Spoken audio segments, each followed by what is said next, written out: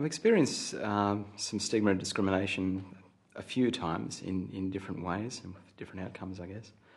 When I was first in hospital, I was put in a private ward, which was nice, and a lot of other people in the early days, particularly with Hep C, were put in private wards. But I didn't realise that it was a sort of an isolation thing, and I was being put in there for no good reason, really, which is stigma and discrimination, but I quite enjoyed it. And other people who knew at the time, in fact, that they were being discriminated against because they were nurses, they quite enjoyed the private wards too. But it is still a form.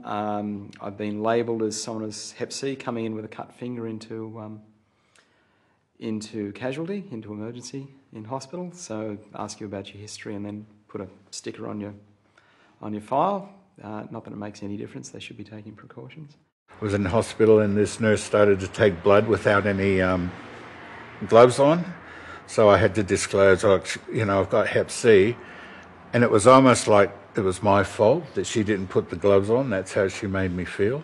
I didn't like the time when one particular doctor was shouting out in her surgery that I had Hep C. And I just went, there is no confidentiality there. And it was very powerless. I felt very demeaned and terrible. I know what it's like. Yeah, I felt worse than worse. I wanted to dig a hole and disappear. Probably one of the worst feelings of discrimination I copped was I was 6 months into treatment and I was having teeth problems.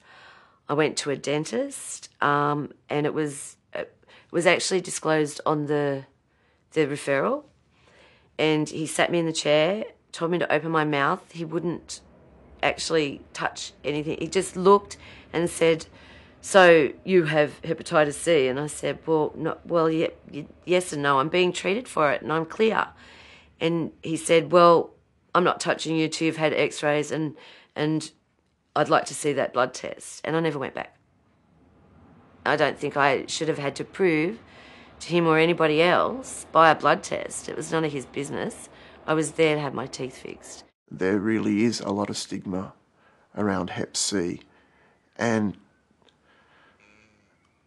I suppose on some levels health workers have to deal with stigma about a lot of things, but this is very specific and it's very related to drug use. The few times that I went to seek information about treatment from liver clinics, the first question that I was ever asked was, "Are you or have you been an intravenous drug user?" That is off-putting and upsetting, whether you are or you aren't. And if they'd asked, "How do you think you contracted it?" or "Have you ever had blood products," sort of reverse it. Take the drug addict or the drug use stigma away until later, because you're put off with that first question. That I just wanted to clam up and I didn't want to answer any more questions after that. And a lot of my clients have told me the same thing, that they feel they're branded. As soon as they're asked that question and answer it honestly, they're just branded. I wasn't a stereotype junkie, I was middle management. I worked. I had a family, and I could have caught that from anywhere. I've got tattoos. I've had them since I was 16. So I've had piercings. I had a blood transfusion when I was 9. So there's all those other things that I could have gotten hepatitis.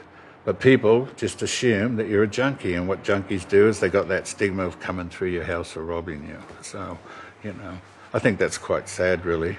I think, if you like, my favourite instance of discrimination was when I went to see a dermatologist for a biopsy on some lumps that I had as a result of treatment. And he said to me, "How did you get Hep C?" And being who I am, I said, "Why do you want to know?" Non-confrontational, I felt, in the way I said it. And he said, "To keep myself safe."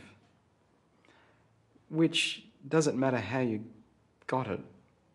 It's not keeping himself safe by knowing how I got it at all. Even whether or not I have Hep C isn't keeping the doctors safe, because they should be practising standard procedures no matter what. I think more and more as we do these talks and get all the information out there with the healthcare workers, I actually believe today that it has changed. There's still a lot of discrimination, but it has changed. The way I tried to deal with it was Well, people are ignorant of what it is, and at the time I tried to feel that, all right, they're discriminating and they're stigmatising because they haven't got enough information, and that's what I'm passionate about now is getting the right information to the right people, and hopefully changing some attitudes out there about the stigma.